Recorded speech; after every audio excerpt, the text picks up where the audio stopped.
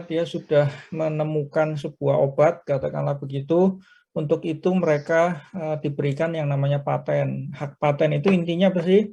Ini bentuk dari negative right ya. Kemarin kita sudah bicarakan, hak paten itu bentuk dari negative right, artinya yang punya hak paten itu, yang punya paten itu adalah orang, satu-satunya orang yang berhak atau pihak yang berhak menggunakan, memproduksi barang sesuai dengan yang diberikan hak patennya ya. Dalam hal ini misalnya obat. Jadi mereka menemukan obat tertentu, kemudian mereka mempatenkan obat itu, kemudian mereka berhak menggunakan paten itu secara eksklusif ya kan, entah mereknya, entah kandungannya gitu ya. Semuanya secara eksklusif menjadi milik yang bersangkutan ya. Nah, kenapa ini disebut by law? Karena peraturan memberikan itu, gitu ya. Peraturan ingin memproteksi yang namanya negative right-nya para produsen obat. Pertanyaannya kenapa? Apa alasan dibalik diproteksinya negative right-nya para pembuat obat ini dengan dalam bentuk paten? Kira-kira apa? Kira-kira apa kemarin? Apa tujuannya atau apa motivasinya memberikan paten ini?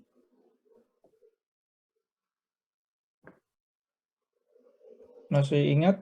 Melindungi kekayaan intelektual, Pak. Betul, melindungi kekayaan intelektual. Satu, kalau kekayaan intelektual itu dilindungi, terus kenapa? Artinya orang yang nantinya akan menciptakan kekayaan intelektual ke depannya itu mempunyai insentif untuk bikin Betul, lagi. betul. Ini yang paling penting. Ada insentif bagi orang untuk berusaha ya. Kemarin sudah kita bicarakan waktu kita membicarakan apa itu. Jadi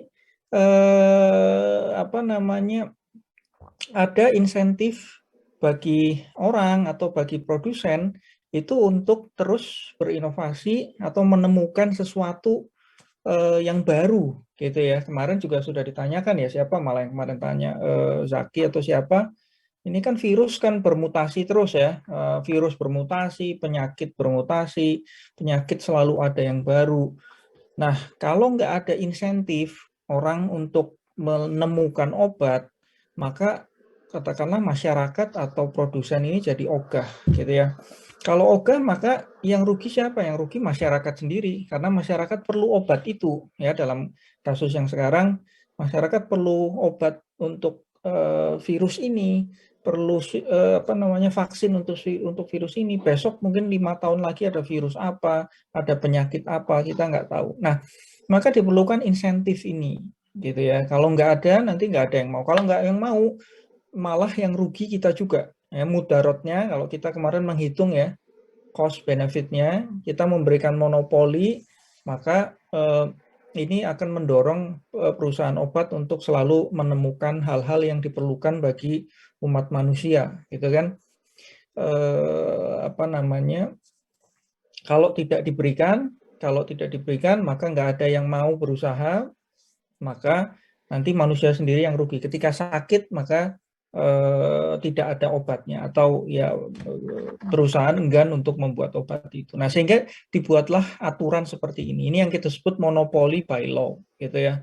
Mereka boleh menggunakan hak paten itu selama 20 tahun ke depan, kira-kira begitu best practice-nya, 20 tahun ke depan secara eksklusif. Baru setelah itu boleh digunakan oleh perusahaan lain, boleh diproduksi oleh perusahaan lain, kemudian itu yang kemudian menjadi merek generik ya, atau obat generik. Itu asal muasalnya begitu. Kenapa ada istilah obat paten dan obat generik? Jadi setelah patennya habis, maka bisa diproduksi oleh yang lain dan itu menjadi yang namanya obat generik. Nah, ketika menjadi monopolis, kemarin kita sudah bicarakan ya, maka perilakunya akan seperti yang kita bicarakan kemarin. Oke, kalau kita itu jadi satu-satunya orang di pasar, penjual di pasar, maka perilaku kita pasti akan berubah, pasti akan berbeda.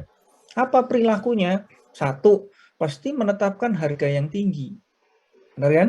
Kemarin sudah dibahas sama presenter, bahkan profitnya sampai ribuan persen ya, ratusan ribu persen. Bayangkan, profitnya sampai puluhan ribu, ratusan ribu persen. Artinya apa? Obat harga produksinya HPP-nya Rp1.000 bisa dijual puluhan kali lipat ya. Ya seperti kalau di kasus itu contohnya Norvasc ya. Norvasc itu berapa?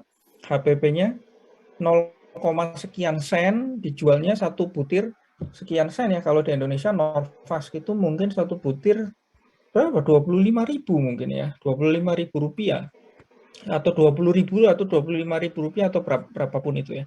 Sangat mahal ya, profitnya sangat tinggi. Kenapa? Karena ya itu perilakunya monopolis. Pasti karena mereka punya pikiran apa? Saya penjual satu-satunya. Kalau nggak mau beli apa namanya? Kalau nggak mau beli dari kita, mau beli dari mana lagi mereka? Kan pasti begitu. Sehingga mereka melakukan itu. Yang kedua, tidak efisien.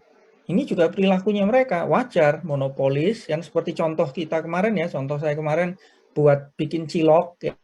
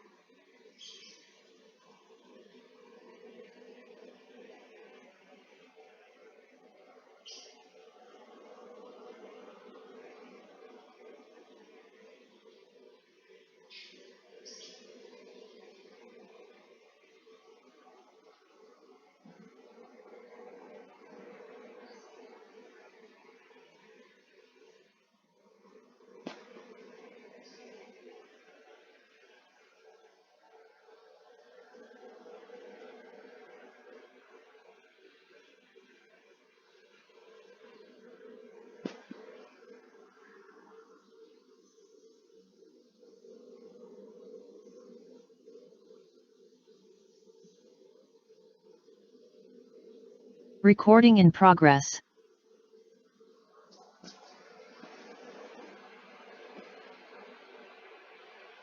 Recording stopped.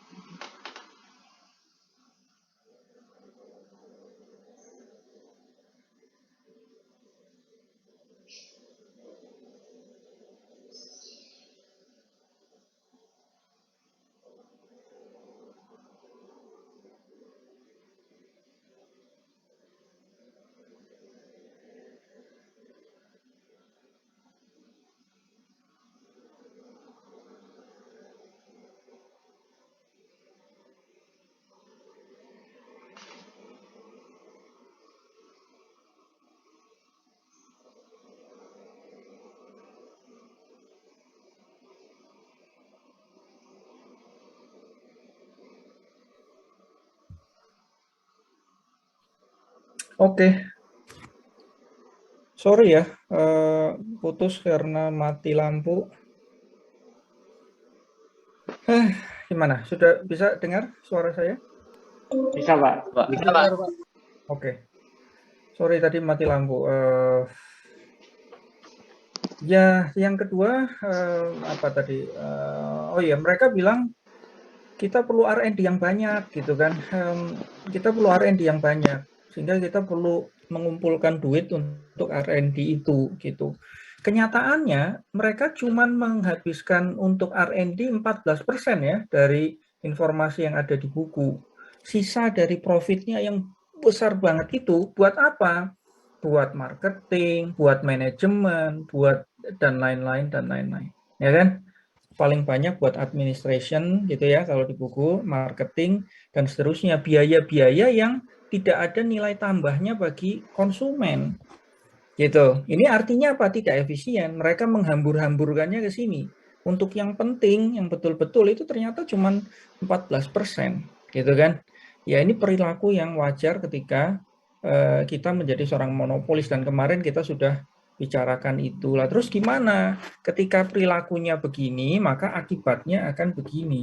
Ya, kemarin kita sudah bicarakan. Dari sisi right jelas konsumen nggak punya pilihan gitu ya, mereka harus beli dengan harga yang mahal pada jumlah yang mungkin sudah ditetapkan mahal, kemudian apa ini hanya bisa beli dari satu produsen, tidak ada pilihan yang lain dan seterusnya. Padahal kalau dari sisi right, maka kemarin bertransaksi dengan siapa saja dengan harga yang mereka maui, yang memberikan mereka benefit paling optimal gitu kan, dan seterusnya. Kemudian dari sisi justice, perusahaan jelas profitnya sangat tinggi, sementara konsumen, nah ini kemarin juga mungkin sempat disinggung ya, konsumen gimana? Apakah konsumen tidak mendapatkan justice itu, gitu, tidak mendapatkan kemanfaatan? Toh pada kenyataannya konsumen mendapatkan kemanfaatan. Betul, konsumen ketika mengkonsumsi produk itu menjadi sehat ya, ibaratnya kalau tadinya mau meninggal jadi nggak jadi meninggal, kira-kira begitu. Tapi ingat ya, ada banyak obat yang sifatnya tidak untuk life threatening disease kan. Ada obat-obat yang tidak untuk life threatening disease ya, misalnya apa, obat jerawat, obat panu atau apapun, yang itu juga dijual dengan harga yang margin yang sangat tinggi. Artinya apa? Konsumen mendapatkan manfaat betul, tapi kok kalau misalnya obat cancer atau obat ini oke lah ya dengan harga yang begitu mahal, sebagai imbalannya kita mendapat hidup kita kembali atau selamat ya katakanlah gitu, atau sehat atau sembuh gitu. Tapi untuk yang non life threatening menjadi agak kurang pas ya kan. Nah terus lalu seperti apa ya, kemarin sudah dibahas banyak opsi-opsinya saya kira oleh presenter. Yang pertama tentu pertanyaan kita, apakah kita masih akan tetap memberikan paten kan gitu. Apakah kita tetap harus memberikan paten? Jawabannya tentu saja perlu ya kan. Lagi-lagi di satu sisi kita mau ini ya melindungi negatif rate-nya orang, memberikan insentif untuk tetap berusaha gitu ya. Lalu apa namanya, kalau kita tetap harus memberikan paten, kalau diberikan paten itu mereka pasti jadi monopolis. Kalau jadi monopolis perilakunya mereka akan berubah seperti ini, maka apa yang bisa kita lakukan untuk itu ya. Maka kemarin presenter sudah punya banyak opsi. Misalnya paten diberikan tetap penuh seperti sekarang gitu ya. Tapi kemudian terkait dengan apa namanya pembelian obat dan seterusnya ini, maka kemarin ada opsi apa, misalnya disubsidi oleh pemerintah seperti vaksin sekarang ya. Ini vaksin ini kalau misalnya dibebaskan dan orang harus beli sendiri-sendiri, maka betul akan ada ketimpangan vaksin di dunia ini. Negara-negara yang pendapatannya tinggi, daya belinya tinggi, pasti akan lebih dulu gitu ya. Nah itulah kenapa dalam kasus vaksin maka WHO ya menginisiasi Gavi COVAX ya, inisiatif untuk bersama-sama membagi gitu ya vaksin, mengalokasikan vaksin untuk semua negara termasuk negara berkembang, termasuk Indonesia. Kalau enggak nanti akan terjadi disparitas yang sangat lebar, dan itu pun kemudian disubsidi ya oleh pemerintah masing-masing, maupun kita juga menerima bantuan vaksin misalnya dari Amerika, dari Jepang, dari negara-negara maju, kita menerima bantuan dosis vaksin ya. Karena kalau tidak maka sangat mudah bakal terjadi ketimpangan ya. Jadi misalnya tetap diberikan. Jadi kalau seperti vaksin sekarang itu tidak ada yang bisa menggunakan itu kecuali produsen vaksinnya ya. Kemudian cara yang pertama tadi monopolinya tetap full gitu ya, tapi kemudian diberikan subsidi dan seterusnya. Atau cara yang kedua yang sudah dilakukan juga oleh produsen vaksin seperti AstraZeneca adalah mereka pegang patennya, tapi kemudian mereka membolehkan gitu ya partner mereka di India untuk ikut memproduksi AstraZeneca. Kemudian di Thailand ya untuk ikut memproduksi AstraZeneca. Kemudian satu lagi di negara mana kalau nggak salah Amerika Latin, mereka membolehkan untuk ikut memproduksi, tentu saja mungkin dengan perhitungan-perhitungan ya dengan produsen setempat ya, produsen India, produsen Thailand, produsen di Amerika Latin untuk itu, yang kalau di masa normal itu hampir jarang terjadi ya, ada upaya yang seperti itu gitu. Terus apalagi misalnya patennya diberikan tapi tidak sepenuh yang sekarang. Jadi bagaimana caranya kita akan memaksa mereka untuk menjadi lebih efisien. Ya ini yang kemarin kalau nggak salah ditanyakan Zaki ya, kan perusahaan perlu nabung buat besok-besok kalau ada virus baru untuk R&D-nya gitu ya. Duitnya dari mana kalau seperti itu?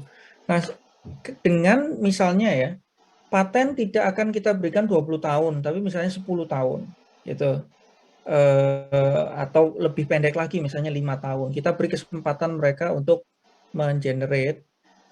Di situ mungkin kita berpikir loh kalau gitu nanti uang yang bisa kita kumpulkan, kita tabung menjadi berkurang dong. Biasanya kita akan nabung selama 20 tahun ke depan. Kalau 10 tahun jadi berkurang. Iya betul, akan berkurang. Tapi ini akan memaksa mereka untuk being lebih efisien. Makanya kita bisa bilang, makanya kamu jangan hambur-hamburkan dong untuk marketing. Ya kan, marketing itu apa ya? Macam-macam. Beriklan dan seterusnya, termasuk ya yang orang tuanya dokter pasti tahu lah ya, diberangkatkan seminar ke Amerika gitu ya. Ya seminarnya cuma sehari gitu, tapi yang 2 minggu jalan-jalan kemana gitu ya. Itu kan ongkos-ongkos yang keluar di situ. Jadi mereka kita paksa, kalau kamu tetap misalnya ya 14% yang dibutuhkan itu setara dengan 1 triliun gitu. Ya kalau mereka mendapat patennya cuma 5 tahun atau lebih pendek, ya silahkan tabung sampai 1 triliun dengan cara apa? Ya kurangin biaya-biaya ini. Kalian harus menjadi lebih efisien. Kita paksa mereka untuk menjadi lebih efisien, gitu ya. Sehingga mereka tetap bisa memenuhi kebutuhan untuk R&D, tapi begitu pula kita akan paksa mereka untuk menjadi lebih efisien. Bagaimana dengan harga? Mungkin mereka tetap akan menarik profit yang demikian tinggi ya. Nah untuk itu maka harganya, kalau tadi ya masalah harga, kalau mereka bisa mengurangi marginnya tentu lebih baik. Karena bagi konsumen kan begini ya, apakah konsumen tidak mendapat manfaat dari obatnya? Tentu dapat manfaat, dapat sehat. Tapi lebih enak lagi kalau konsumen itu sehat, sembuh, pada saat yang sama mereka masih punya uang untuk menikmati hidup, kan gitu. Itu tentu akan lebih balance lagi, ya kan? Sehingga tuntutan kita untuk harga eceran tertinggi, kemarin sudah disebut ya, harga eceran tertinggi bisa diterapkan sehingga harganya nggak boleh lebih dari sekian, misalnya begitu. Atau tadi ya subsidi juga bisa. kita berikan di sana.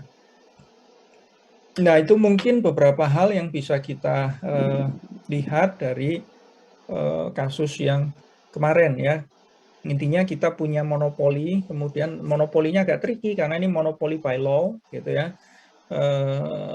Mau nggak mau kita harus berikan itu karena sesuatu dan lain hal, ini yang tadi kita bicarakan, tapi sebagai solusi gimana kita tetap harus memberikan paten, tapi kita akan mencoba untuk lebih membalancekan distribusi benefit dan harm, kemudian lebih mengakomodasi hak-haknya semua orang. Nah, satu lagi, solusi-solusi yang kita bicarakan tadi adalah kebanyakan solusinya level makro ya, sistemik. Ingat yang kita bicarakan di sini adalah level sistemik, level makro. Jadi ada banyak hal yang bisa kita lakukan dari level peraturan. Peraturan itu ya negara atau asosiasi atau perkumpulan dunia ini atau WHO yang akan memperbaiki ini. Jadi call-nya itu memang paling besar bukan pada perusahaan, tapi pada regulator. Perusahaan bisa bilang saya begini ya karena aturannya membolehkan, gitu ya. Karena memang secara apa namanya negara atau asosiasi atau industri itu mengharuskan seperti ini kan gitu. Sehingga yang harus dikoreksi juga akan lebih banyak di tataran makronya, tataran sistemiknya, bukan di tataran perusahaannya. Karena kalau kita mau merubah perilakunya perusahaan, ya kita harus mendudukkan dia pada situasi yang seperti tadi. Misalnya kita paksa menjadi cuma 10 tahun atau menjadi cuma 5 tahun atau kita kasih harga eceran tertinggi supaya perilakunya mereka akan berubah, gitu ya. Kalau tidak ya mereka niscaya tidak akan merubah harganya dan seterusnya ya.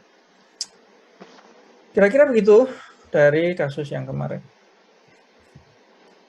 Semoga tidak ada pertanyaan atau komentar. Atau masih ada pertanyaan atau komentar?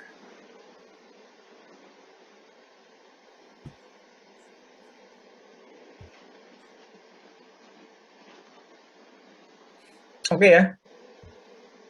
Aman ya? Aman, Pak. Aman ya, syukurlah. Kita teruskan ya karena sudah hilang berapa ini 20 menit, 25 menit. Mudah-mudahan bisa cepat selesai dan tidak ada lagi yang tersisa buat besok.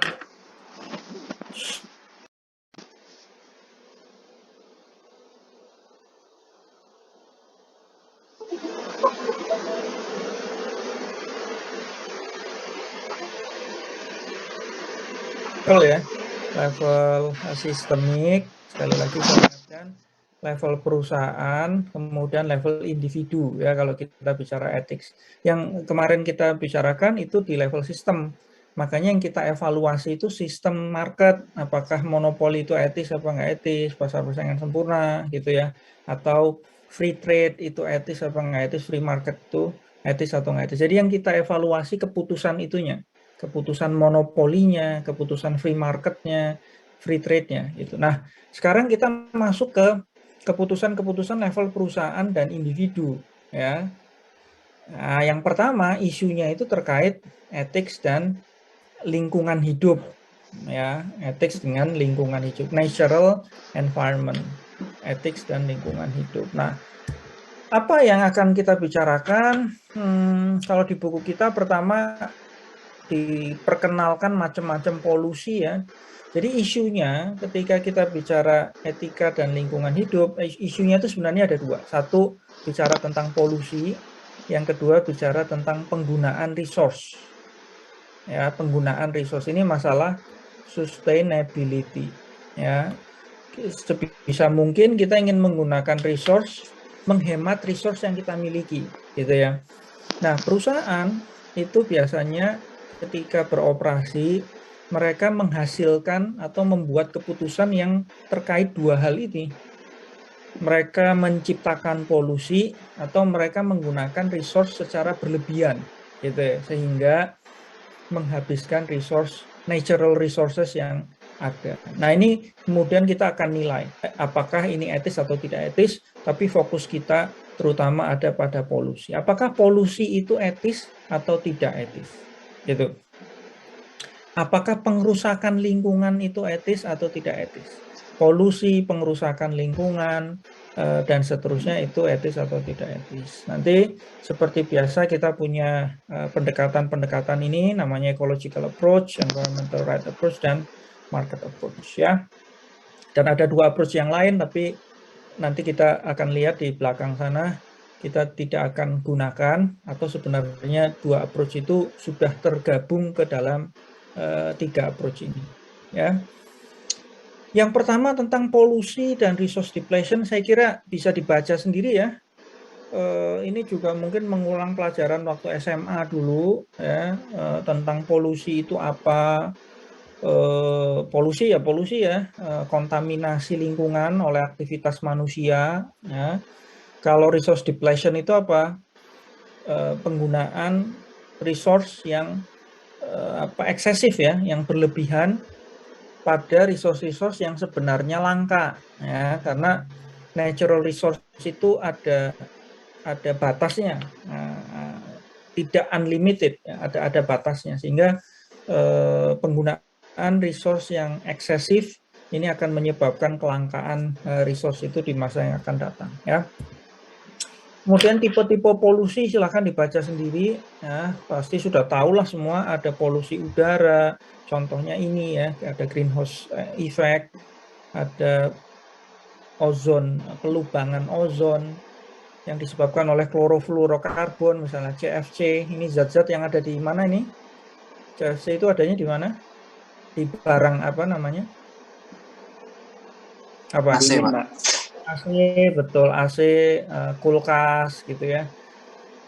Dan seterusnya lah, macam-macam ya, karbon monoksida, karbon dioksida, ini jelas ya, mobil, motor, kendaraan, pokoknya kalau ada mesin gitu ya, mesin combustion atau combustion engine atau pembakaran, pasti ada yang namanya residu ya. Ini udah belajar semua di SMA dulu ya, kalau ada pembakaran pasti ada residu.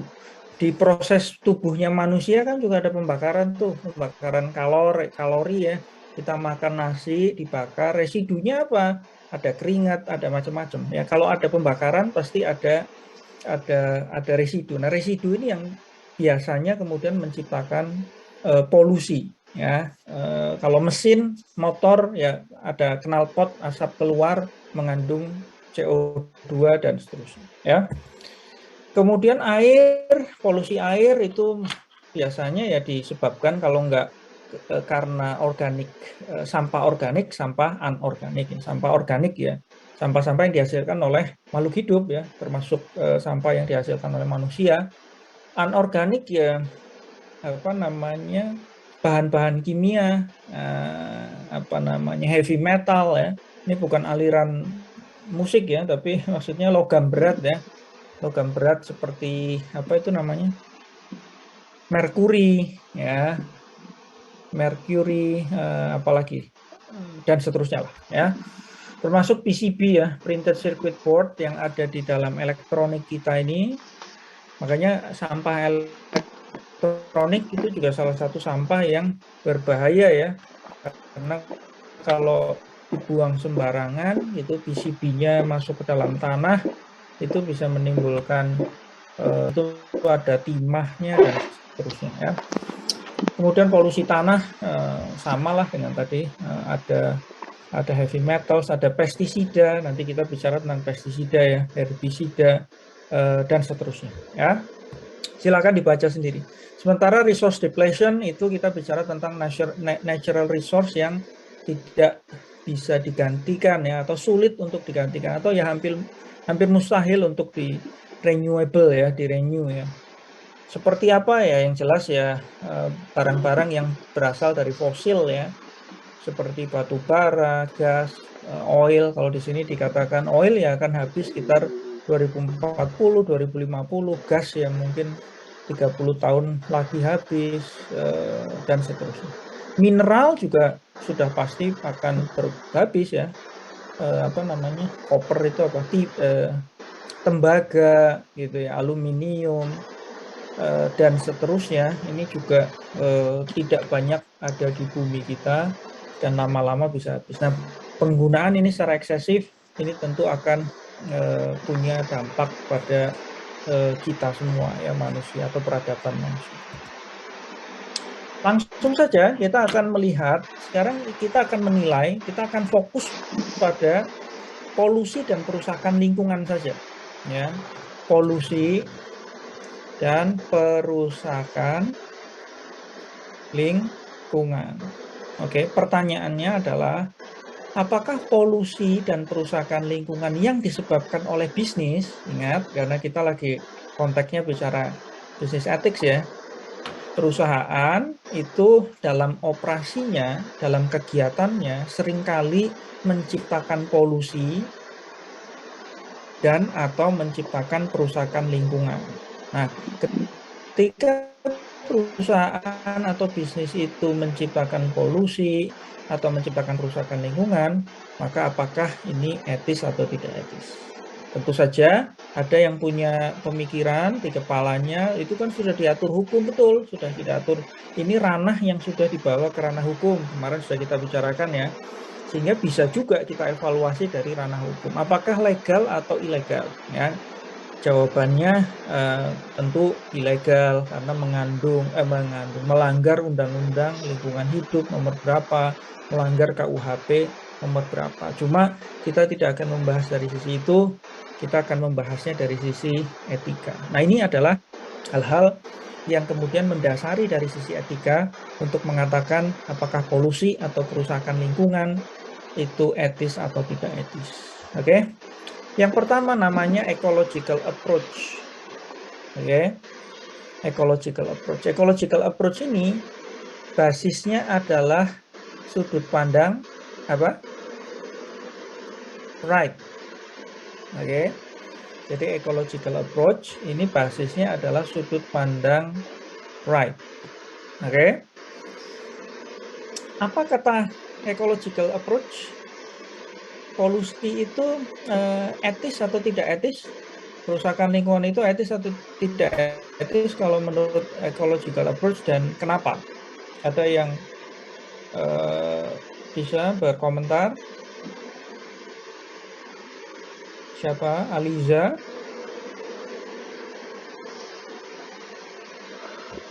Iya, Pak. Gimana Aliza?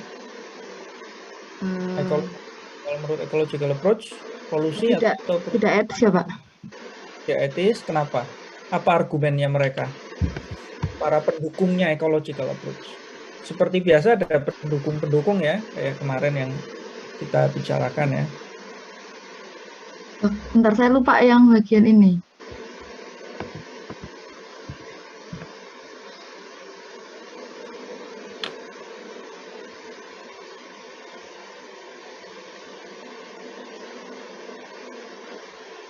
Gimana? Aliza, udah ingat? Sebentar, Pak.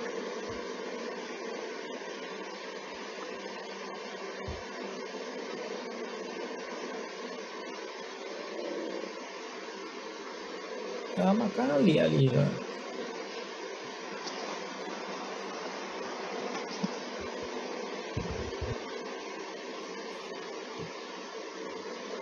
Kenapa tidak etis dan alasannya? Nurul mungkin sambil nunggu Aliza.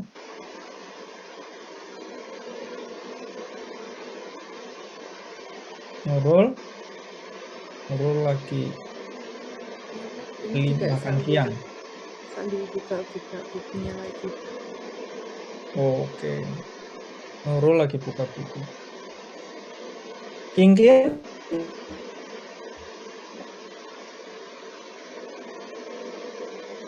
Halo Pak, suara saya Iya. terdengar? Jelas. Mungkin tidak etis Pak, karena lingkungan-lingkungan yang mau kayak bukan manusia itu juga harus dilestarikan gitu Pak. Jadi terlepas apakah itu bermanfaat untuk manusia apa enggak, itu tetap harus dilestarikan gitu Pak. Kenapa? Kenapa lingkungan yang bukan manusia itu harus dilestarikan? Sudah benar itu, sudah on point, Gingging. Cuman perlu dijelaskan lagi, menurut mereka, para pendukung dari ecological approach ini kira-kira kenapa ya? Kenapa selain manusia, kalau di sini disebut non-humans ya, selain manusia itu berarti ya siapa ya? Tumbuhan, ya hewan, ya batu, ya alam, ya pohon, ya tanah gitu. Itu harus diproteksi, harus dilestarikan. Kenapa? Karena mungkin dia punya nilai intrinsik gitu Pak yang mereka berikan. Punya nilai intrinsik. Ya, gitu. Apa nilai intrinsiknya batu, pohon itu? Dan bagaimana membuktikan bahwa mereka punya nilai intrinsik?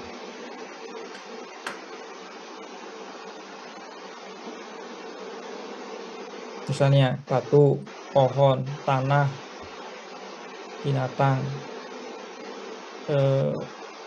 Nilai intrinsik mereka apa?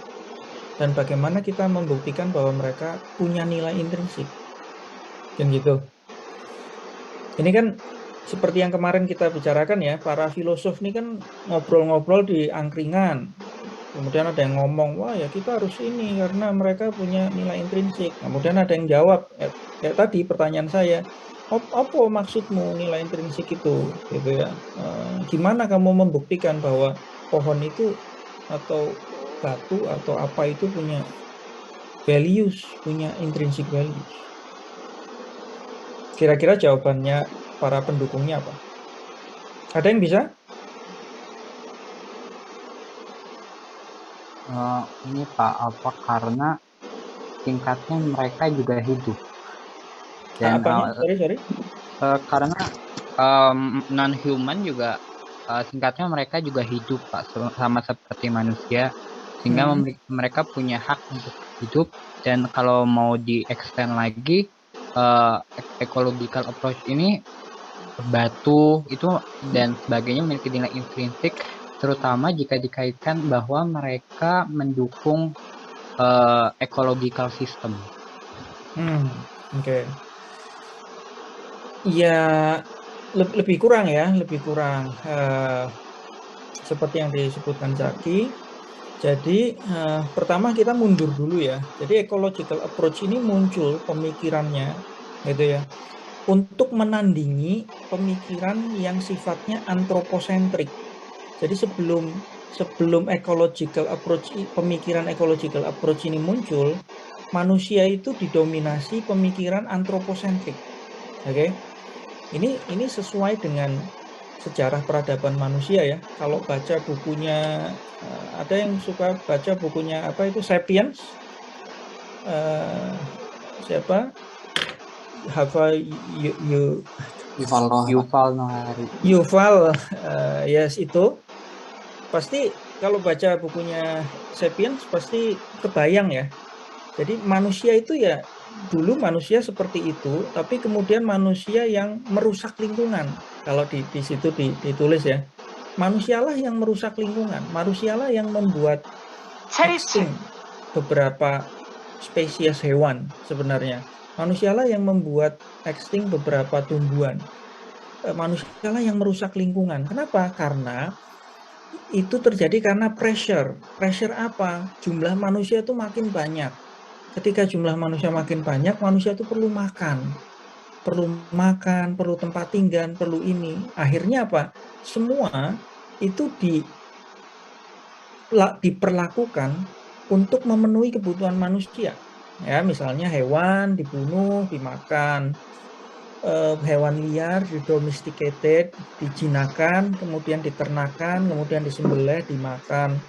Semuanya untuk kepentingan manusia, gitu ya.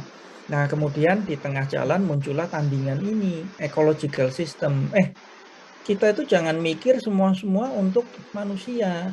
Ngerusak alam untuk apa? Yang untuk ngambil buat manusia, nebang pohon untuk apa? Ya buat rumah, buat manusia. Jangan gitu. Kenapa? Karena yang namanya non-humans ini punya, yang tadi disebut punya intrinsic values. Karena mereka punya intrinsic values, maka mereka punya hak juga untuk di-preserve. Okay? Dilindungi, dipelihara. Mereka deserve untuk di-preserve, dilindungi, dipelihara. Gitu. Mereka punya values, intrinsic values, kemudian mereka untuk itu punya hak, ya, untuk dilindungi. Kalau ada yang punya hak, berarti ada yang punya kewajiban. Siapa yang punya kewajiban? Itu manusia. Okay? Terus mereka tanya, gimana cara membuktikannya? Itu kalau non-humans itu punya values, maka muncullah ini last man argument, ya. Last man argument siapa? Richard Rutledge, gitu kan? Gimana caranya kita membuktikan bahwa mereka itu punya values dan bernilai, gitu, sehingga kok kita harus memproteksi mereka, mereka harus melindungi, kita harus melindungi hak mereka. Apa kata last man argument? Ada yang bisa menjelaskan? Anissa, Melia Rosa?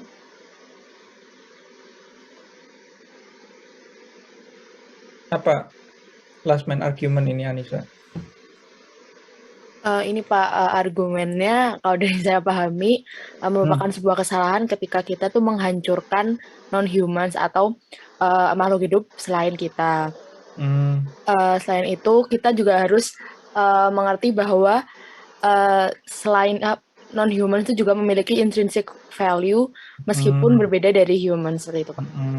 Nah terus last man argument ini kan tadi pertanyaannya, last man argument ini kan membuktikan bahwa non-humans itu punya value. Gimana sih last man argument ini membuktikannya? Ini Pak, membayangkan kalau kalau orang di dunia ini sebagai makhluk hidup terakhir, seperti itu Pak. Tentunya nggak bisa survive gitu, karena ekosistem kan dibangun dari kehidupan bersama gitu. Jadi kalaupun kita berdiri sendiri pun juga nggak bisa, seperti itu. Ya, oke. Ya, hampir ke arah sana ya. Itu argumennya. Bayangkan kalau kita itu sebagai satu-satunya orang yang hidup di dunia ini, atau orang terakhir yang hidup di dunia ini, gitu ya. Sekarang ini kan kita abai dengan pohon di luar jendela kita, dengan batu yang ada di situ. Kita nggak aware atau abai, kadang-kadang ya pohonnya, batunya dilempar, pohonnya dicubit, dipetikin daunnya atau apapun itu. Karena apa? Karena kita ada manusia lain di muka bumi ini yang apa? Yang nanam padi buat kita. Jadi misalnya apa? Kita nggak pernah khawatir besok saya mau makan apa? Mau makan nasi.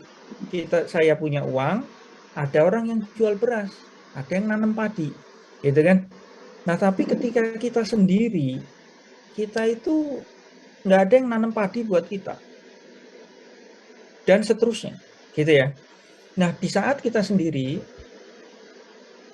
kepada siapa kita menggantungkan hidup kita? Oke? Pasti jawabannya kepada Tuhan Yang Maha Esa ya. Betul, kepada Tuhan Yang Maha Esa kita bergantung. Tapi disitulah justru kita akan melihat bahwa pohon yang tumbuh liar itu bisa kita makan supaya kita tetap hidup. Kelinci liar yang ada di hutan bisa kita buru untuk kita makan. Selama ini kita cuek. Pohon selama ini kita pukul-pukul, kita cabut-cabut, gitu ya. Atau gua, tadi batu yang sekarang ini kita coret-coret. Kalau kita berkunjung ke gua ya, kan ada coret-coret tuh. Anissa was here, ya kan? Anissa, Love, siapa? Itu sekarang jadi bernilai buat kita. Kenapa? Karena kita nggak ada yang bangunin rumah untuk bertahan dari harimau, dari macam-macam. Kita akan pakai gua itu untuk berlindung, ya kan? Kita menjadi melihat bahwa gua itu bernilai, tumbuhan sangat bernilai, tanah sangat bernilai, binatang sangat bernilai. Disitulah kita melihat intrinsic value-nya non-humans. Sekarang kita nggak pernah sadar, gitu kan, bahwa batu itu bernilai, punya intrinsic value, dan seterusnya, ya kan, karena kita merasa ada hal-hal yang lain yang sudah mencukupi hidup kita, katakanlah gitu. Tapi begitu kita sendiri di dunia ini, di muka bumi ini, maka kita akan bergantung pada non-humans. Disitulah kita akan melihat bahwa non-humans itu sangat bernilai bagi manusia, punya intrinsic value, sehingga untuk itu kita harus menghormati mereka. Dengan cara apa? Mereka punya hak untuk kita proteksi, ya kan? Kita preserve. Bahkan tadi kan si Richard Rudley ya, bahkan ada penganut ecological approach ini yang lebih ekstrim. Jangankan merusak atau apa, jelas ya, itu melanggar haknya non-humans. Si Peter Singer punya pendapat yang jauh lebih ekstrim lagi. Apa itu? Pain experienced by animal itu sama dengan pain yang experienced by human being. Ya, nggak boleh menyakiti gitu, bahkan itu disebut sama dengan experience yang dirasakan oleh human being ya. Sehingga contohnya seperti ini ya, para penganut-penganut yang ekstrim itu ya, tentu saja kita tidak bisa terlalu melihat yang ekstrim ini ya. Mereka bahkan mengatakan pain experience by animal itu sama dengan pain yang experience by manusia, sehingga mereka punya hak untuk tidak merasakan pain kan gitu. Sehingga mereka misalnya pernah mengatakan jangan jual sapi ke Indonesia karena kita banyak impor ya, impor dari Australia, dari New Zealand. Jangan jual sapi ke Indonesia, jangan ekspor ke Indonesia misalnya, karena mereka dianggap experience pain untuk animal, itu saking ekstrimnya. Jadi prinsipnya sekali lagi menurut ecological ethics, polusi, perusakan lingkungan itu tidak dibenarkan, unethical. Kenapa? Karena melanggar haknya non-human.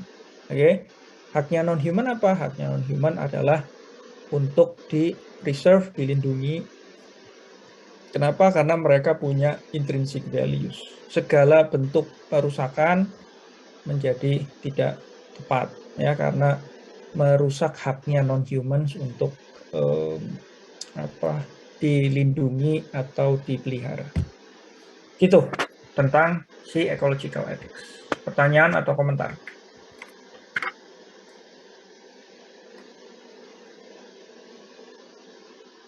Cahyo. Pak, saya izin bertanya, Pak. Tadi Pak Ragil memberikan contoh bahwasanya intrinsic value gua terus kelinci hutan itu ada intrinsic value menggunakan the last man argument itu dari sudut pandang juga manusianya. Jadi apakah intrinsic value dari non-human itu juga dipandang dari manusianya? Maksudnya adalah kita melihat rabbit atau hewan-hewan di hutan sana itu nanti kita dapat makan dari mereka, terus gua juga tempat berlindung bagi kita nanti. Apakah semua non-human intrinsic itu juga bakal dikaitin sama manusia lagi gitu, Pak? Ya pada akhirnya iya ya, karena siapa lagi yang punya pemikiran begitu selain manusia kan?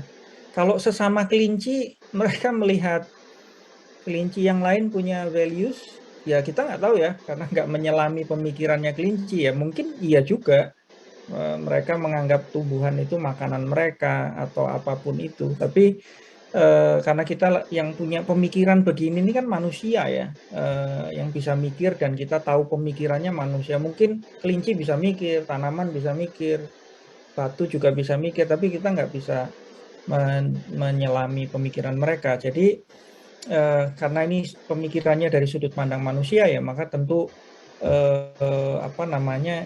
kita melihatnya tadi ya, apakah mereka punya values bagi kita. Kalau sesama kelinci, apakah melihat kelinci lain punya values, atau tanaman punya values, atau gua juga punya values? Tentunya juga iya gitu ya, atau enggak, saya enggak tahu gitu ya. Terus tadi mungkin Cahyo ingin mempertentangkan dengan, kalau begitu tetap yang namanya ini antroposentrik ya, kebutuhannya buat manusia gitu kan. Ya lagi-lagi karena tadi ya, kita melihatnya kan dari sudut pandang manusia, kita manusia terakhir, maka tujuannya kan tentu saja survival ya, survival sebagai manusia terakhir, maka kepentingannya adalah kita. Kalau harimau memikirkan survival enggak? Iya juga, makanya kemudian mereka berburu, mereka melakukan apapun lah yang dilakukan oleh harimau. Kelinci berusaha survival enggak? Ya berusaha juga, menghindari terkaman harimau, menghindari terkaman manusia juga, menghindari apapun lah, tanaman beracun atau yang lain, hujan, panas, mereka juga melakukan itu. Tapi ya karena kita ini tadi ya etik ini kan dilihatnya dari sudut pandang manusia, maka tadi intrinsic value-nya juga value yang kemudian bermanfaat bagi manusia. Gitu sih kira-kira Cahyo. Baik, Pak. Terima kasih banyak.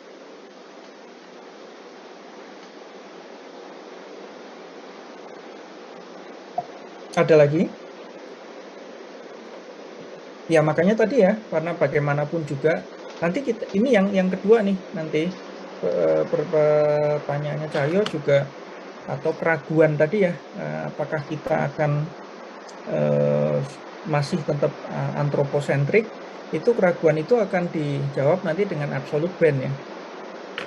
Bagaimanapun juga kita mau tidak mau itu tetap akan memanfaatkan non-human ya untuk kepentingan manusia. Tapi si ecological ethics ini kan berusaha membatasi gitu ya. Jangan sampai kita abusive sama non-human. Kita tetap harus hormati yang namanya non-human. Bagaimanapun juga kita perlu non-human, tapi kita tetap harus menghormati gitu ya. Jangan abusive. Prinsipnya begitu. Ketika abusive maka ini menjadi unethical atau bahkan ilegal ya, karena beberapa sudah diatur ke ranah hukum ya. Nah kita teruskan sedikit dengan environmental right approach ya. Ini itu juga basisnya adalah right, oke. Basis pemikirannya adalah right, sama seperti tadi prinsip right yang pertama, yang ini juga right. Kalau yang pertama tadi right-nya siapa? Right-nya non-human, maka di environmental right approach ini adalah kita bicara right-nya human. Oke. Apa haknya human? Haknya human adalah hak untuk hidup di livable environment atau lingkungan yang layak untuk ditinggali. Oke. Jadi semua kegiatan perusahaan, bisnis atau kegiatan manusia apapun yang membuat lingkungan itu menjadi tidak livable, oke, maka itu melanggar haknya manusia. Oke, ketika melanggar hak manusia, maka otomatis itu unethical. Jadi sekali lagi, semua tindakan, karena kita belajar business ethics ya, semua tindakan bisnis atau perusahaan yang membuat lingkungan ini menjadi tidak livable bagi manusia, maka itu artinya melanggar hak manusia, yang artinya itu tidak etis. Oke. Contohnya dulu apa? Contohnya sudah pada nonton film Erin Brockovich? Sudah ditonton? Sudah, Pak. Sudah. Safira sudah nonton. Satu lagi polusi di Cina. Sudah ditonton video-videonya? Sudah, Pak. Sudah. Nah, kira-kira begitu. Oke, misalnya kalau kita lihat polusi di Cina, polusi di Beijing, gimana tuh ceritanya? Apa yang terjadi dengan Beijing?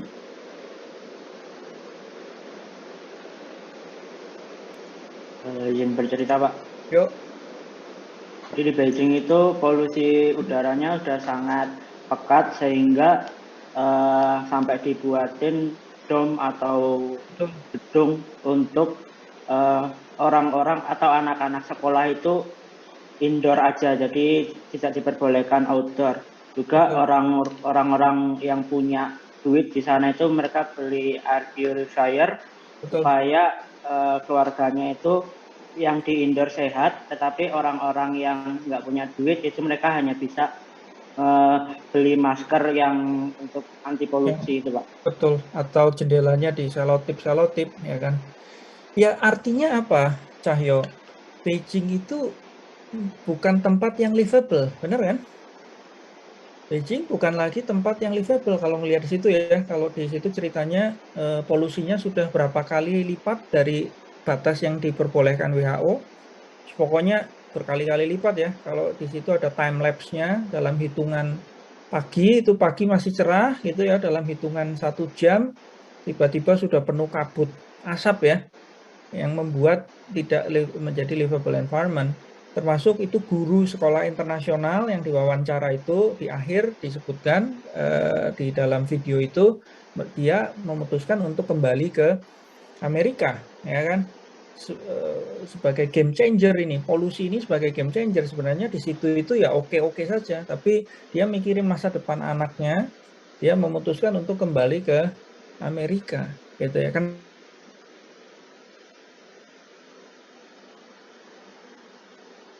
Kan gitu. Nah, ketika itu terjadi, maka perusahaan-perusahaan yang menciptakan polusi itu, karena mostly itu dari industri, itu mereka tentu saja melanggar hak dan tentu saja ini unethical. Oke. Kalau di kasus Erin Brockovich apa? Izin Pak. Yo, Safira. Kalau dari Erin Brockovich sendiri ini merupakan film yang diangkat dari kasus nyata dari Erin Brockovich.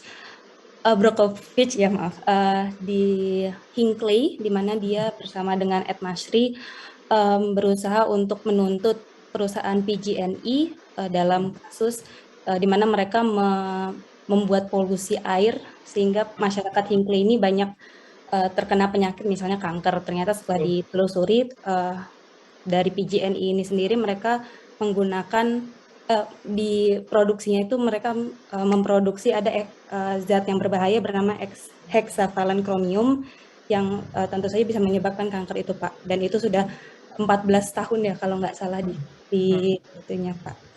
Ya, akhirnya ya Hinckley nggak bisa ditinggali ya, mereka harus direlokasi ke tempat yang lain. Nah ini contoh livable environment ya. Di kasus itu misalnya PG&E prinsipnya mereka punya limbah, kan mereka berproduksi ya, mereka punya limbahnya itu mengandung chromium hexavalent atau apapun itu yang berbahaya bagi manusia, tapi mereka memilih untuk langsung dumping ke tanah atau ke air ya, ke tanah, sehingga merembes ke air tanah dan itu dikonsumsi oleh masyarakat sekitar dan seterusnya, sehingga kejadian masyarakat pada sakit, kena kanker dan seterusnya.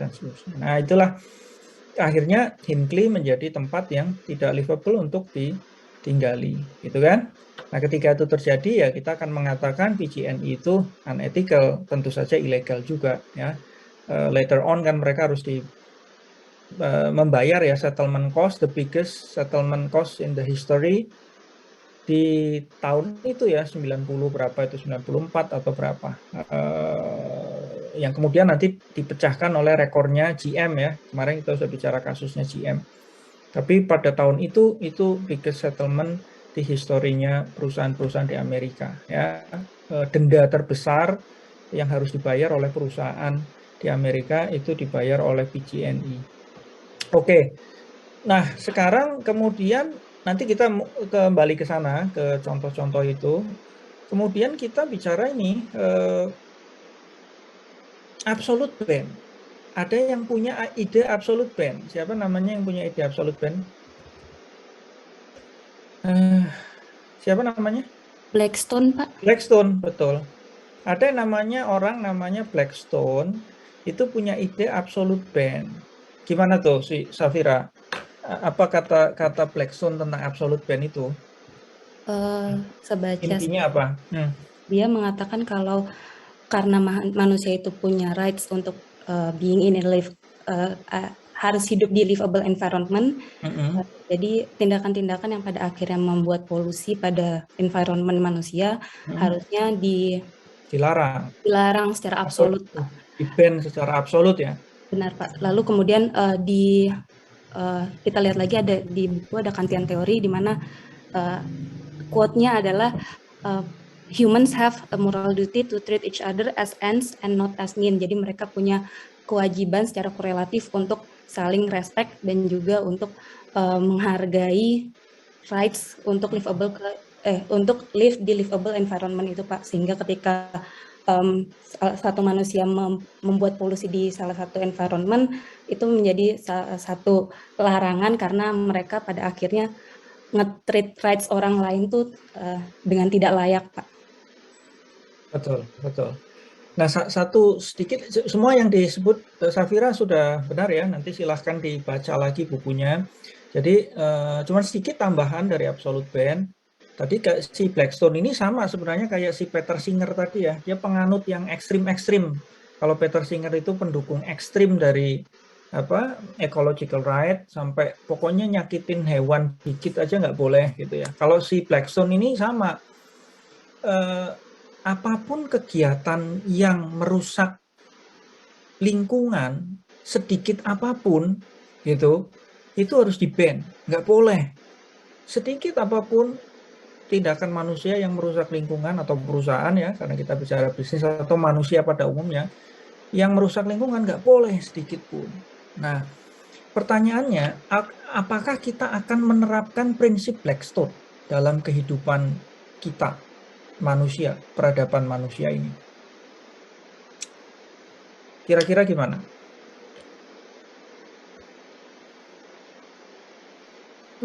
Kan sulit sih Pak, karena kan nanti bisa berakibat kalau misalnya biayanya akan lebih besar daripada keuntungan yang mereka dapat. Betul, biayanya apa maksudnya Yohanika? Sudah betul arahnya ke sana? Bisa digambarkan? Kalau kita melakukan absolute ban, itu apa sih akibatnya?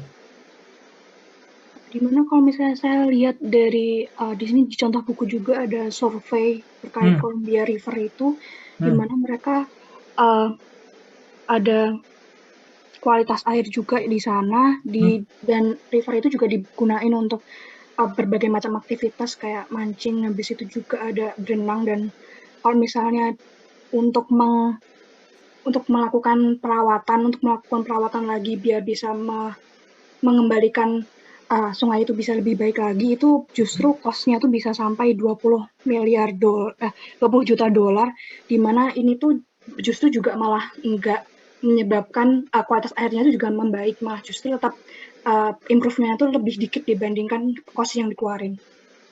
Oke, itu kalau kita mau merecovery, tapi kalau tadi ya, kegiatan yang merusak lingkungan itu kita ban secara 100%, apa kerugiannya bagi kita? Misalnya gini ya, saya kasih hint ya.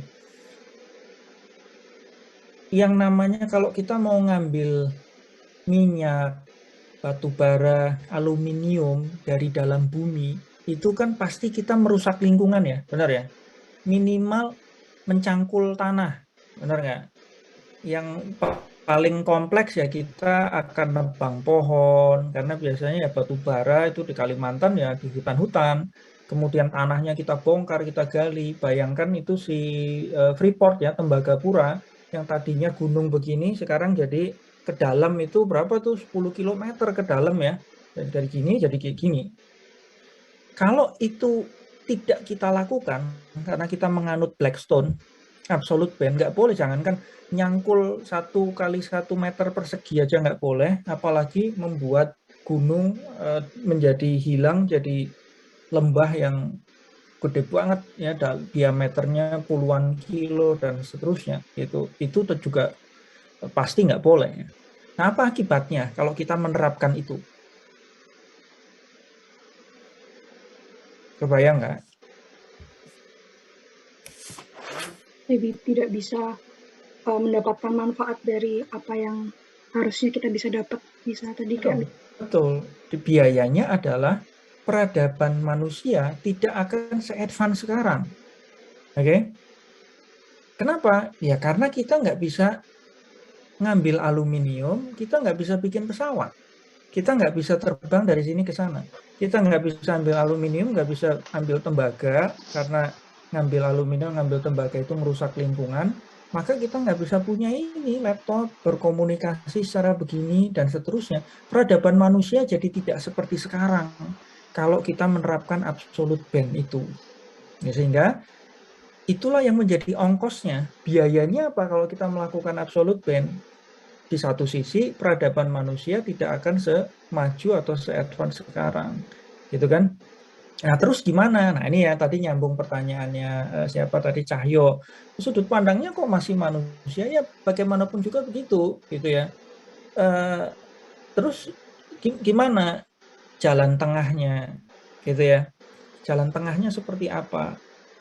Maka dunia atau industri ini kemudian menetapkan standar-standar tertentu, gitu ya. Bagaimanapun juga manusia itu perlu aluminium, bagaimanapun juga manusia itu perlu mobil untuk pindah dari titik A ke titik B. Tapi mobil itu ngeluarin asap, ngeluarin polusi. Bagaimanapun juga manusia perlu ini, perlu itu, gitu ya. Nah, untuk melindungi kedua belah pihak, yang tadi melindungi non-human, yang ini melindungi manusianya itu sendiri, maka kemudian industri dunia peradaban manusia ini punya kesepakatan-kesepakatan, oke, untuk mengendalikan itu. Misalnya yang sekarang rame dan didengung-dengungkan adalah kesepakatan tentang emisi gas buang, ya kan, atau karbon. Ini melalui perjanjian-perjanjian yang panjang ya, dari protokol Kyoto, protokol Rio, Paris Accord, Paris Agreement, sempat di Bali juga. Kita semua sepakat di muka bumi ini bahwa kita harus mengurangi emisi gas buang, karbon, ya kan? Mau nggak mau, kita tetap perlu mobil. Boleh nggak punya mobil? Boleh, oke. Tapi mobilnya harus mengeluarkan emisi gas buang maksimal sekian miligram per kilometer atau per apa satuannya, ya. Dunia industri bersepakat itu, ya. Mobilnya kemudian punya batasan standar itu.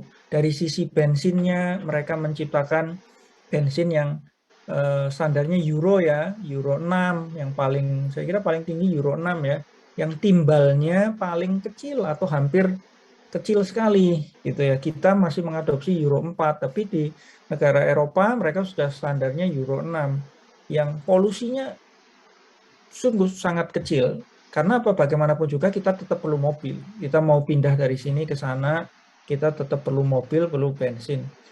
Tapi kita akan buatkan standar itu, ya. Termasuk juga nanti kita bicara ya besok di Big Case di minggu ke-7, misalnya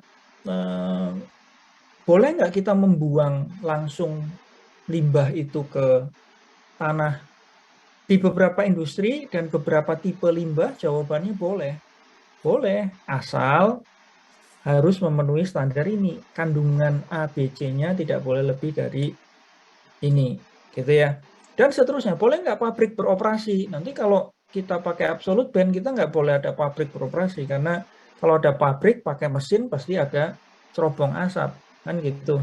Pada akhirnya ya boleh, gitu. Tapi apa yang dia keluarkan harus memenuhi standar ini, gitu kan? Kalau di perusahaan tambang apa sekarang kewajibannya? Di perusahaan tambang kewajibannya adalah menutup atau mereklamasi atau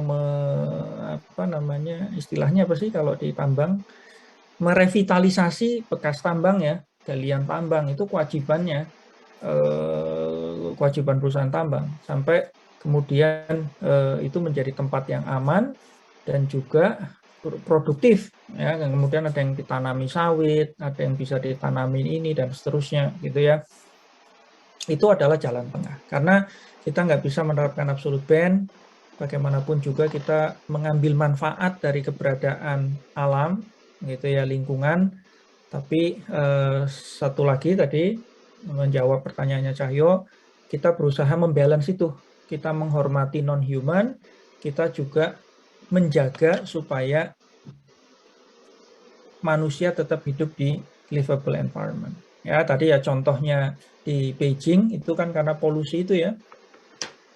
Bagaimanapun juga ya kita tetap butuh industri itu. Di Beijing kan macam-macam tuh industrinya. Mereka memproduksi banyak hal yang dibutuhkan juga oleh manusia.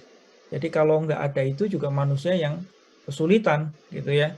Sehingga ya tetap boleh akhirnya mereka diberlakukan seperti itu. Ya, termasuk sekarang penggunaan batu bara ya yang disepakati untuk dikurangi gitu kan. Seperti misalnya ini perang ini kan, kemudian Rusia banyak menyuplai gas karena negara Eropa bergantung juga sama Rusia gitu kan. Kenapa? Karena negara Eropa sudah mulai mengurangi ketergantungan mereka dari pembangkit listrik batu bara dan pembangkit listrik nuklir. Mereka pakai yang lebih bersih yaitu gas. Tapi akibatnya ya mereka sekarang tergantung dari pasokan gas dari Rusia. Ya karena kita bersepakat sendiri di dunia ini bahwa ayo kita kurangi penggunaan batu bara. Indonesia juga sudah begitu ya, sudah di ultimatum. Nanti silahkan di Google. Kita sudah akan menghentikan pembangkit batu bara tahun berapa itu, 2030 atau berapa, nanti di Google. Pemerintah sudah berniat begitu ya, dan seterusnya ya. Itu adalah environmental right approach. Oke. Sisanya saya kira dibaca sendiri. Ban, absolute ban ya. Sampai sini pertanyaan, komentar sebelum kita lihat yang ketiga.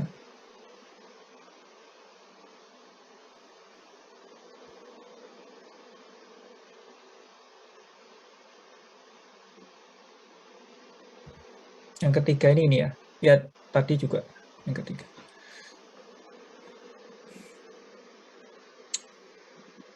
Oke, pertanyaan, komentar? Oke, aman ya. 1, ecological ethics. 2, environmental right. Kenapa polusi dan perusahaan lingkungan itu tidak etis? Sudah terjawab. Nah, yang ketiga itu market approach. Market approach ini pendekatannya 3.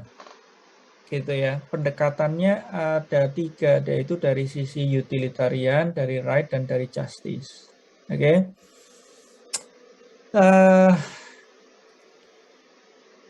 Market approach, sebelum kita bicara market approach, maka kita dikenalkan dengan konsep ini. Private cost, ya, social cost, dan external cost ya. Private cost itu apa? Biaya yang dikeluarkan oleh perusahaan untuk mengadakan aktivitas ekonominya. Jadi misalnya kalau tadi ya pabrik tekstil, private cost-nya apa? Ya HPP, biaya-biaya yang dikeluarkan, biaya operasional untuk berproduksi membuat tekstil, untuk berproduksi membuat komputer, dan seterusnya. Biaya yang mereka keluarkan untuk memproduksi itu, berkegiatan ekonomi itu yang disebut dengan private cost. Oke. Kemudian ada yang namanya social cost. Ya, social cost itu adalah private cost ditambah dengan external cost. Oke. Jadi social cost itu adalah private cost yang tadi disebut biaya yang dikeluarkan oleh perusahaan saja untuk beroperasi, ditambah dengan external cost yang kemarin sudah kita bicarakan, sudah kita singgung. Waktu kita menyinggung external cost, saya bilang nanti kita akan diskusikan itu di minggu ini ya, minggu yang keempat. External cost apa?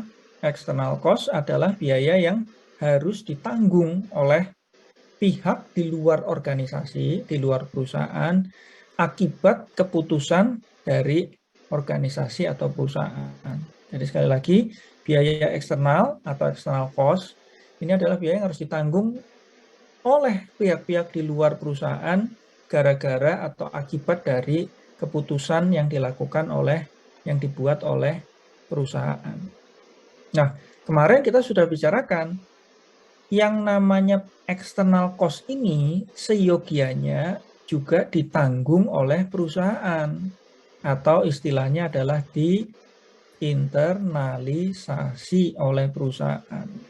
Ingat ya, kemarin waktu kita biasanya kalau kita membuat perhitungan utilitarianism, benefit, cost, gitu kan. Benefitnya apa, gitu. Kemudian cost-nya apa. Nah, kadang-kadang di cost ini perusahaan, saya selalu mengatakan sengaja atau tidak sengaja, itu melupakan untuk memperhitungkan external cost. Ya kan? Karena mereka menganggap external cost itu kan nggak terjadi atau belum terjadi sekarang. Atau nggak mungkin lah ada orang yang meminta kita bertanggung jawab untuk membayari suatu hal gara-gara keputusan kita di masa yang akan datang, kan gitu. Jadi mereka tidak memperhitungkan itu, sehingga hasil perhitungannya seolah-olah benefitnya selalu lebih besar daripada cost. Tapi ketika kita memasukkan external cost atau potensi external cost yang terjadi di masa yang akan datang, termasuk tadi ya dalam kasus Erin Brockovich, mereka harus membayar settlement cost ya. Di sini yang jumlahnya luar biasa, maka perhitungan ini menghasilkan C lebih besar daripada B, yang artinya ini unethical, gitu kan? Nah sekarang pertanyaannya, kenapa external cost ini harus diinternalisasi? Ya, jawabannya kenapa?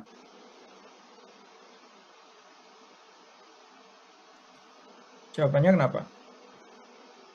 Kenapa external cost ini yang bayar harus perusahaan juga?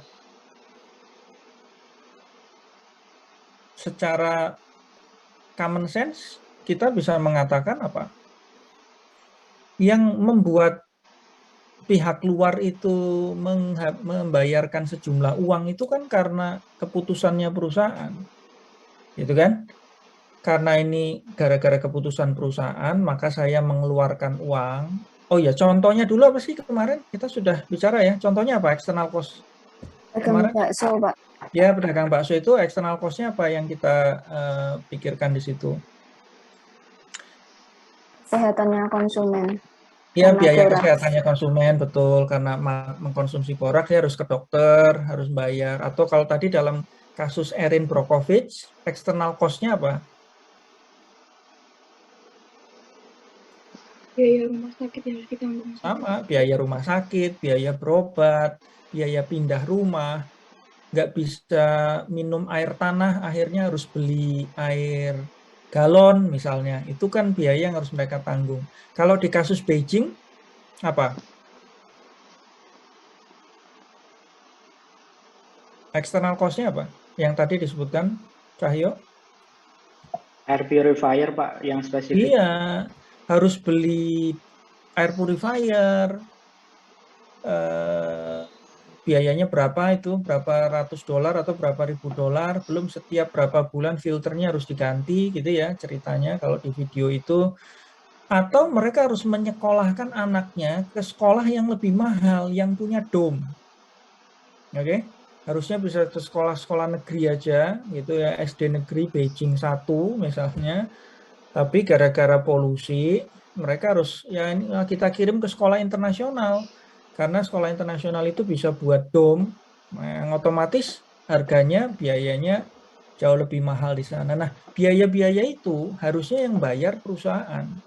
Oke, secara common sense, mengapa ya? Karena mereka itu mengeluarkan uang itu gara-gara akibat keputusan perusahaan yang membuat polusi itu, gitu ya.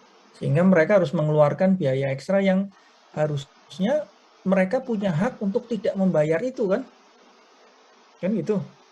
Kok saya diikutkan membayar sesuatu gara-gara apa yang mereka lakukan, gitu ya. Itu yang membuat kita mengatakan kenapa ini harus diinternalisasi. Juga ada penjelasan yang lain juga dari sisi satu tadi hak sudah ya, hak kita untuk tidak membayar biaya yang tidak kita kehendaki. Dalam hal ini kita nggak mendapatkan manfaatnya, tapi kita membayar biayanya. Jadi misalnya begini ya, ini nanti justice ya, hubungannya sama justice. Di Beijing itu yang membuat polusi itu pabrik-pabrik apa sih? Banyak ya, saya juga nggak tahu persis jawabannya, tapi banyak pabrik-pabriknya banyak. Apa yang mereka buat macam-macam, ada mobil, ada wah nggak tahu ya, mungkin spare part, mungkin kertas, mungkin ini, mungkin itu. Nah masyarakat Beijing itu bisa jadi mereka nggak pernah menikmati mobilnya, nggak punya uang untuk beli mobil, yang misalnya di contoh video yang satunya ya.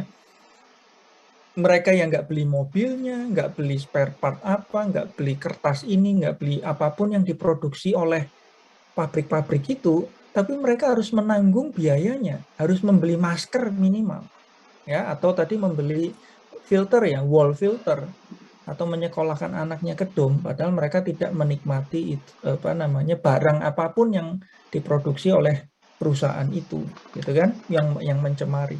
Sehingga ini juga menyinggung masalah justice. Jadi menyinggung masalah hak, menyinggung masalah justice. Sehingga inilah kenapa kalau tidak diinternalisasi, maka yang namanya polusi itu menjadi tidak etis. Karena satu, secara umum kita bisa mengatakan ini kan gara-gara kamu, aku yang harus menanggung akibatnya, gitu ya. Tapi secara ilmiah, nah maka kemudian dijelaskan dengan ini, ya. Ada utilitarian, ada right dan justice. Tadi sudah kita singgung sih, yang right dan justice-nya. Nah, nanti kita ke situ lagi, ya.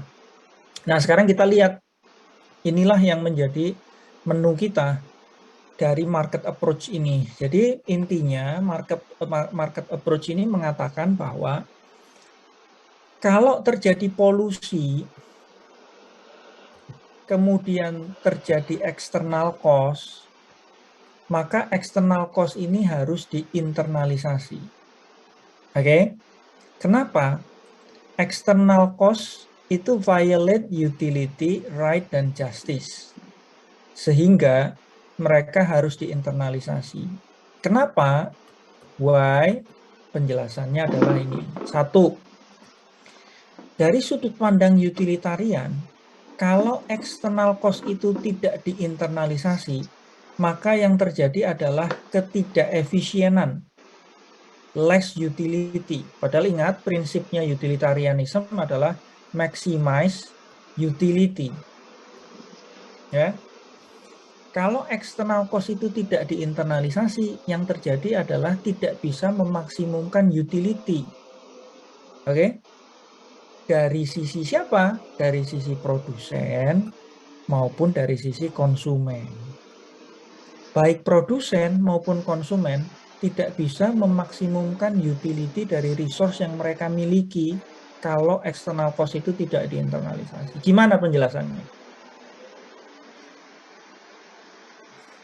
Satu, ini kalau di buku berkaitan dengan yang sudah baca pasti ada yang penjelasannya grafik itu ya, grafik equilibrium ini, gitu ya. Gimana penjelasannya?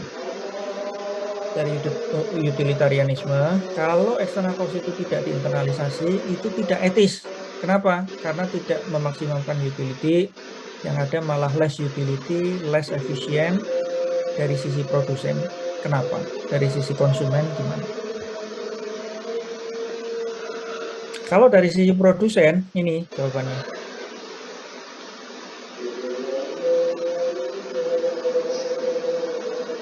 Ada yang bisa berkomentar?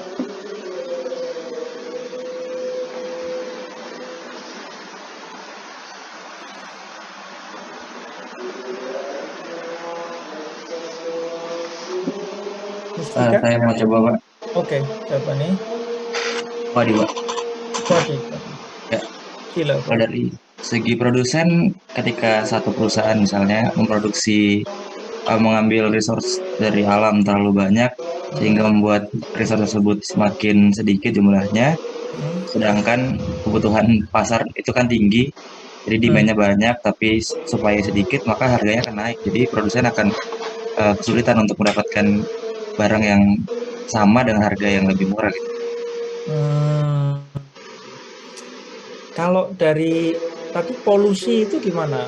Misal ya perusahaan PG&E tadi, kalau di filmnya Erin Brockovich, PG&E itu memproduksi apa sih? Listrik ya, perusahaan energi ya, perusahaan listrik. Kemudian mereka membuang limbahnya, menciptakan polusi, kemudian orang-orang pada sakit, kanker dan lain-lain. Akibatnya mereka mengeluarkan external cost. biaya ke rumah sakit. External cost-nya tidak diinternalisasi oleh PGNI. Itu kita katakan tidak etis kalau menurut utilitarianisme. Kenapa? Karena tidak memaksimumkan resource yang dimiliki oleh perusahaan. Oke? Kenapa kira-kira penjelasannya?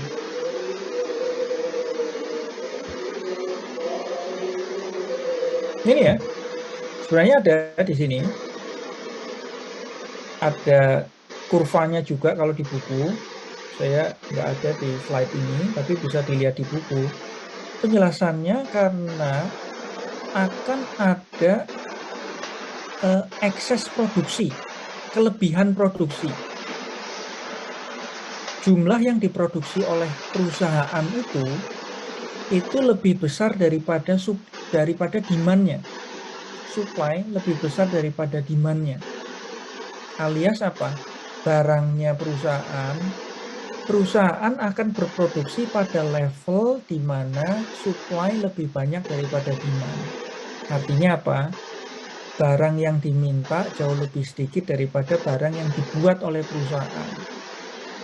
Pertanyaannya, kenapa dalam situasi seperti itu, tadi ya, polusi, external cost, tidak diinternalisasi, itu demand-nya jauh lebih sedikit daripada supply-nya.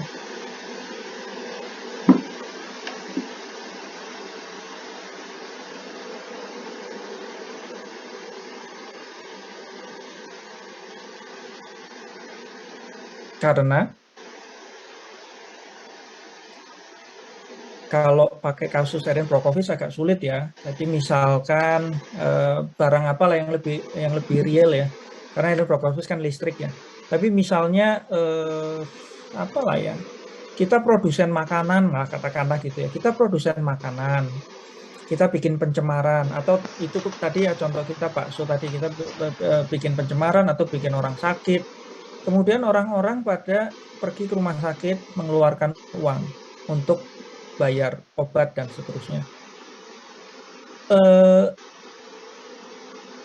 Alias mereka membayar external cost. Kemudian kita sebagai perusahaan tidak mengganti biaya itu yang harusnya diinternalisasi, saya yang bayar, kita yang bayar, perusahaan tidak melakukan itu.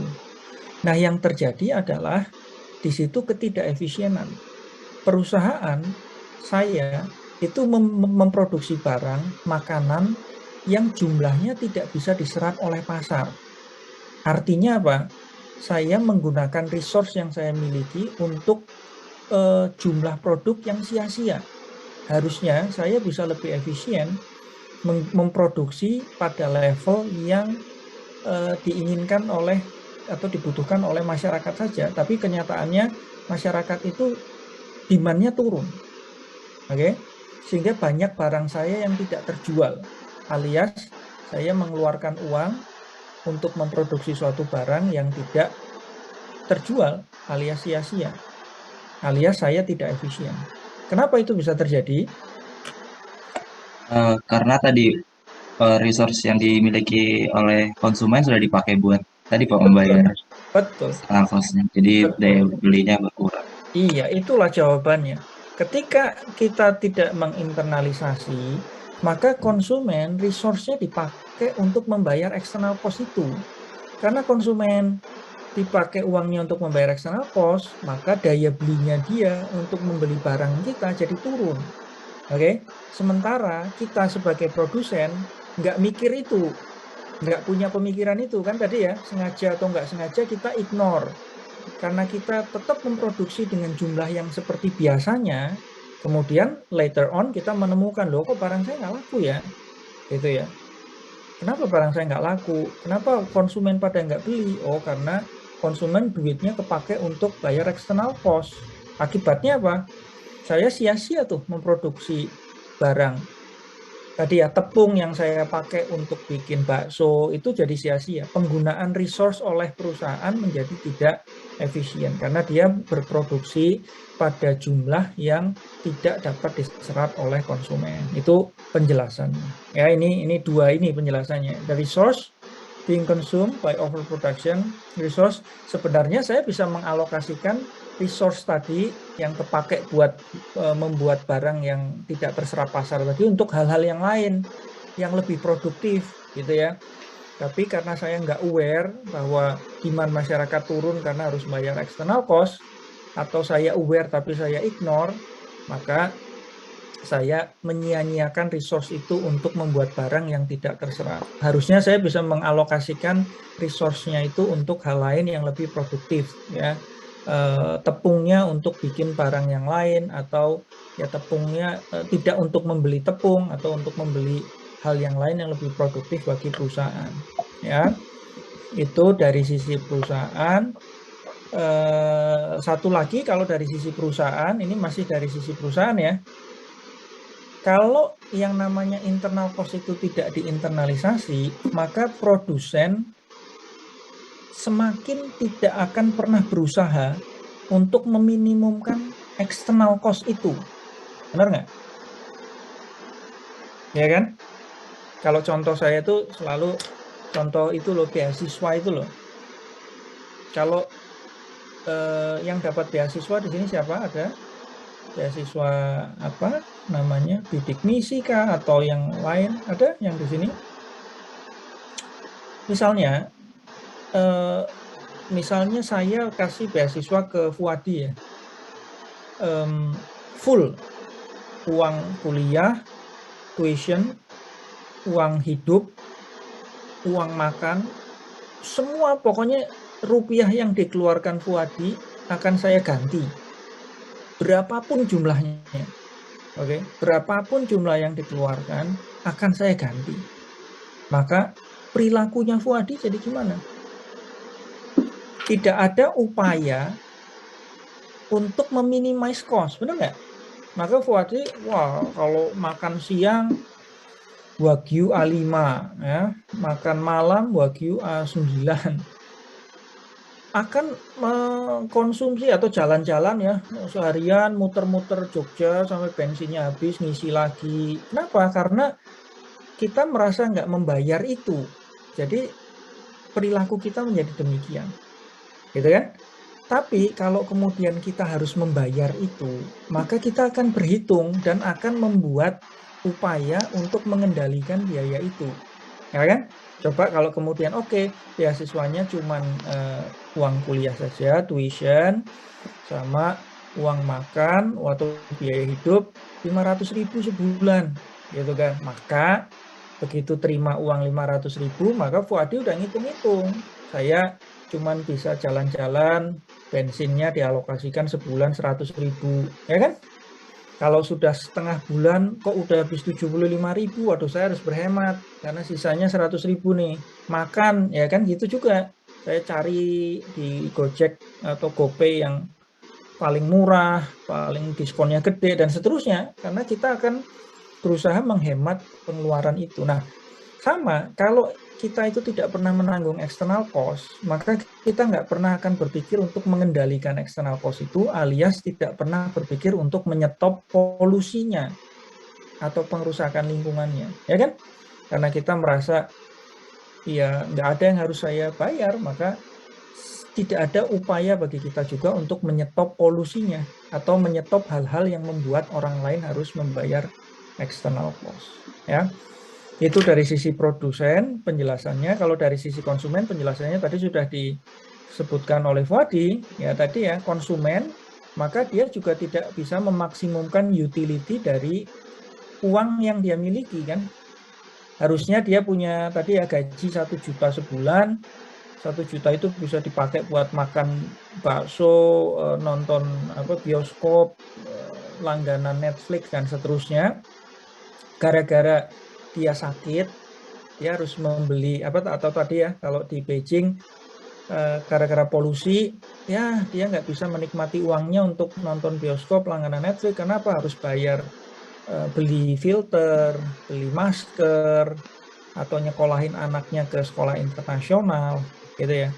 Uangnya tidak bisa digunakan untuk memaksimumkan utility yang dia inginkan. Ya, itulah penjelasannya. Kenapa external cost ini harus diinternalisasi? Kenapa kalau tidak diinternalisasi ini jatuhnya tidak etis dari sisi utilitarianisme. Oke. Berikutnya langsung saja dulu ya. Yang kedua dari sisi justice. Kalau external cost itu tidak diinternalisasi, maka tidak etis. Kenapa? Karena kalau menurut justice akan menimbulkan ya injustice ya. Akan menimbulkan injustice, inequality. Injustice, inequality. Ketidaksetaraan, ketidakadilan. Artinya berarti di sini apa? Ada orang yang mendapatkan manfaatnya saja, ada yang tidak mendapatkan manfaatnya tapi mendapatkan harmnya saja. Ada yang mendapatkan manfaat lebih sedikit daripada harmnya, ada yang mendapatkan sebaliknya. Contohnya apa ini contohnya? Penjelasannya gini. Kalau di buku contohnya pakai pembangkit listrik. Ada yang sudah baca? Kevin? Gimana, Vin?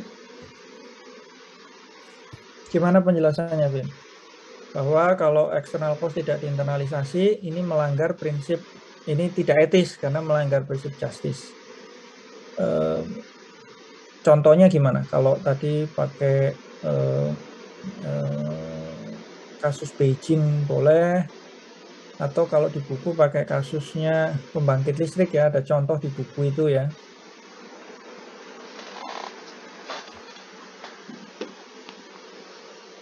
Kevin? Ya Pak. Mana ini Kevin?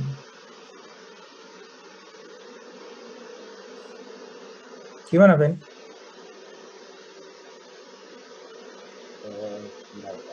Kalau nggak ada tak panggilin Bob loh kamu. Kevin, Bob, sama Stuart. Siapa?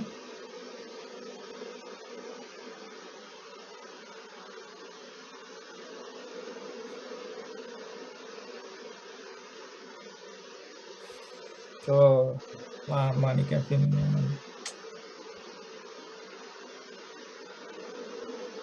Alan, gimana Alan?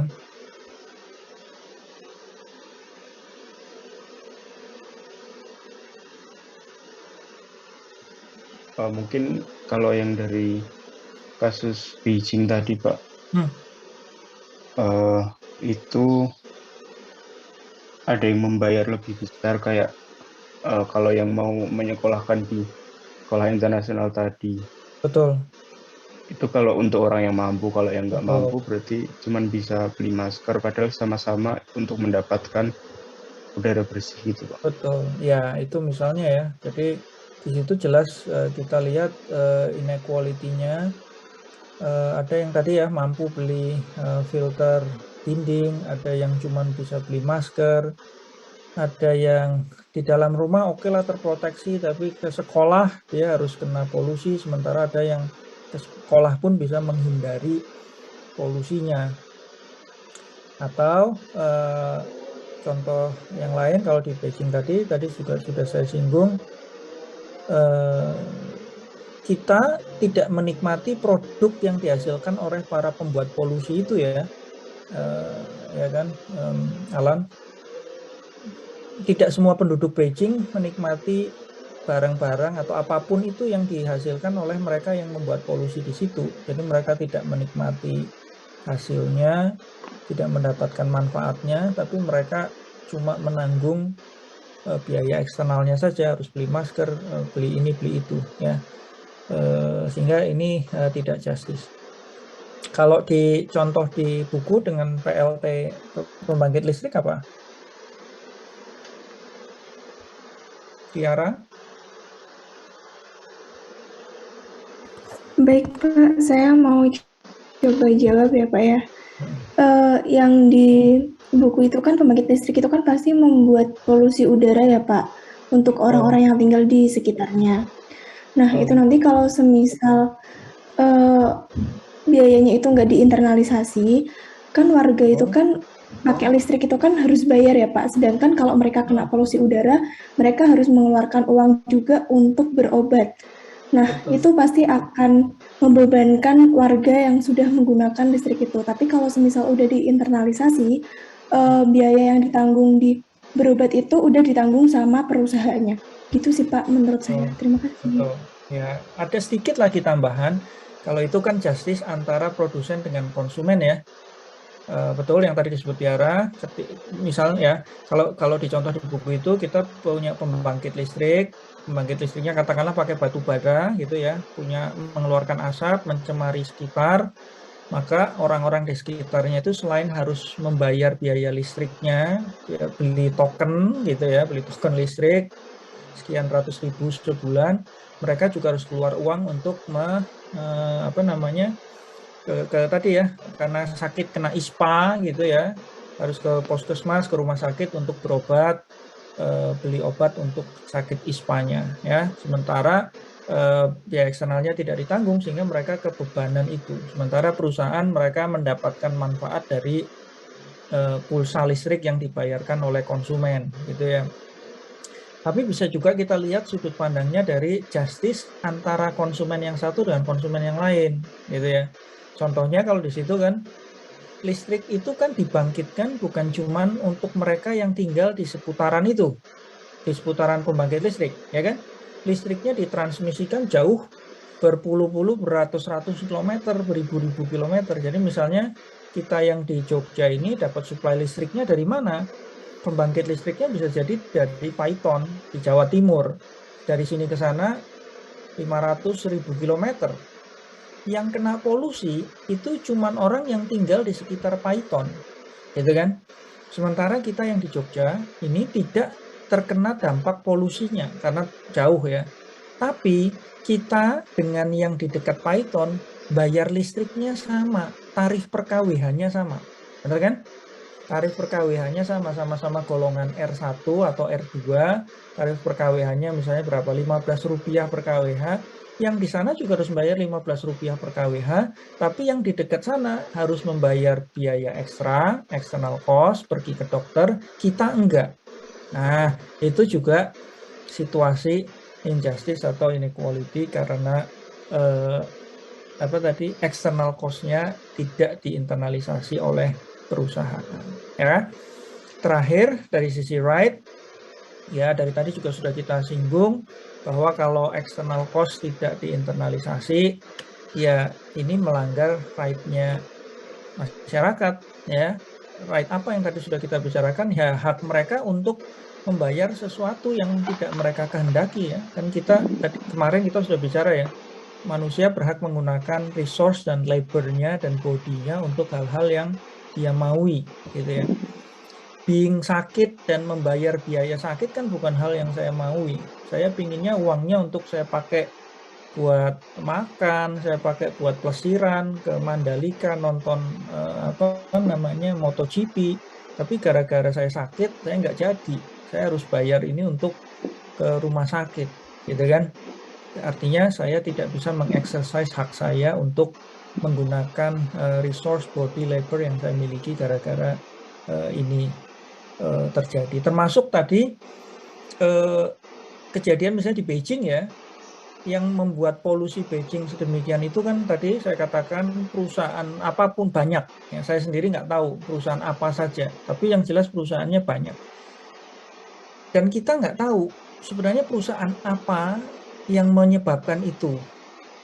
Karena saya nggak tahu, saya juga nggak bisa memilih untuk tidak membeli barang dari mereka. Ya kan? Misalnya ternyata salah satu yang menyebabkan polusi itu adalah perusahaan handphone ya, misalnya handphone Apple, iPhone gitu. Karena saya nggak tahu, saya tetap beli iPhone gitu ya. Padahal kalau saya tahu, saya bisa jadi memilih untuk tidak membeli barangnya dari iPhone karena mereka sudah bikin saya sakit. Saya nggak mau untuk kasih benefit ke mereka, ya kan? Saya memboikot atau tidak membeli dari mereka. Nah ini karena ini maka kita nggak bisa untuk mengeksersis hak saya untuk melakukan itu, ya. Saya kira itu penjelasannya dari market approach, kemudian ecological dan environmental right. Ada pertanyaan, komentar sampai sini? Oke ya, cukup jelas ya. Jadi besok kalau ada pertanyaan gitu ya, kenapa polusi, perusakan lingkungan itu tidak etis kalau menurut market approach, kalau menurut ecological ethics, environmental ethics bisa dijelaskan ya. Kita sudah punya dasarnya ini ya. Nanti kalau mendiskusikan kasus kita melihatnya dari sudut pandang ini, meskipun lagi-lagi ini juga pasti semua hal yang berkaitan dengan polusi hampir dipastikan sudah juga diatur di ranah hukum, tapi kita tidak melihatnya dari ranah hukum, melainkan melihatnya dari ranah etika ya.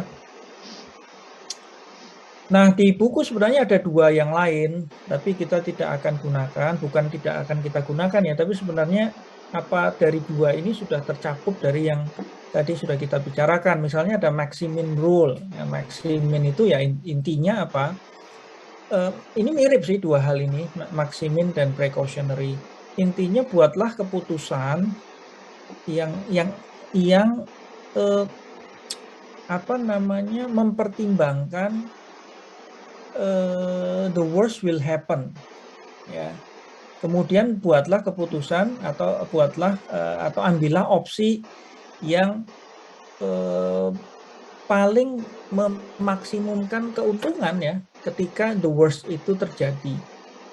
Ya, ini kan sebenarnya prinsip-prinsip yang tadi sudah kita bicarakan. Artinya ketika kita membuat keputusan apakah kita mau melakukan polusi tadi ya seperti PG&E di Erin Brockovich, apakah kita akan buang langsung kromium hexavalen itu ke tanah gitu atau tidak, ya pertimbangkan itu.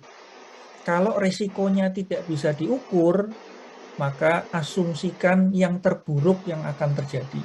Misalnya ya, kita nggak tahu ini kromium hexagonal ini kalau saya buang langsung ke tanah tuh apa sih akibatnya gitu ya. Misalnya para teknisi kita atau ilmuwan kita pada nggak tahu atau sengaja nggak tahu atau pura-pura nggak tahu ya, misalnya wah ya mungkin nggak berbahaya atau berbahaya tapi sedikit atau apa. Nah disitulah justru kita harus mengasumsikan bahwa kemungkinan terburuk yang akan terjadi yaitu apa, ini sangat polutif, sangat berbahaya bagi manusia, bagi tumbuhan, bagi hewan, sehingga kita mestinya akan memilih opsi yang menghindari keputusan yang membuat hal terburuk itu akan terjadi. Ya, artinya apa? Mestinya kita akan jatuh pada kesimpulan, oke lah saya tidak jadi untuk membuang ini langsung ke tanah, melainkan saya akan treatment dulu limbahnya sampai limbahnya aman, bahan berbahayanya tidak ada atau sampai di batas yang diperkenankan, baru saya buang ke tanah gitu ya.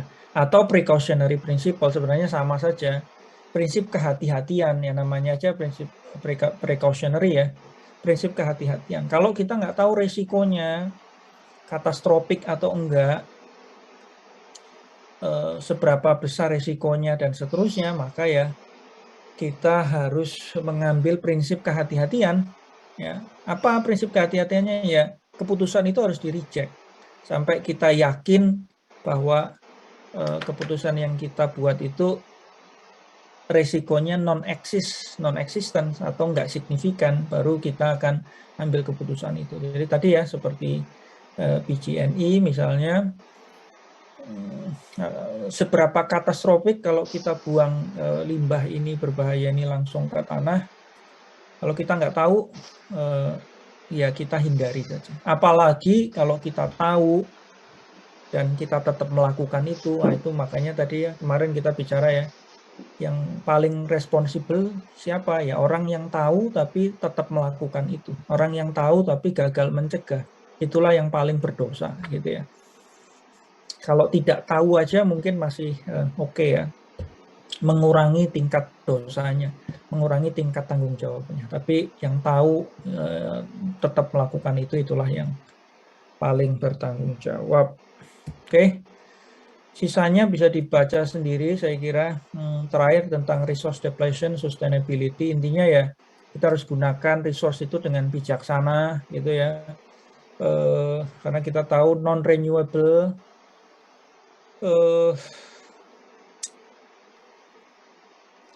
bahkan kalau menurut si Schumacher ya, tadi ya pertanyaannya Cahyo kan kita ini objektifnya manusia aja, pertumbuhan ekonomi aja ya. Kadang-kadang kita harus kompromi ya. Pertumbuhan ekonomi kita pinginnya tinggi, tapi mengorbankan future generation. Artinya apa? Ini kita pakai semua sekarang untuk bikin sesuatu, generate sesuatu, pertumbuhan ekonomi kita tinggi, pesat, tapi future generation tidak bisa mendapatkan itu lagi, nggak punya resource lagi untuk pertumbuhan ekonomi di masa yang akan datang gara-gara bensin habis, gas habis, dan seterusnya. Ya. Aduh, apa nih? Udah habis ya?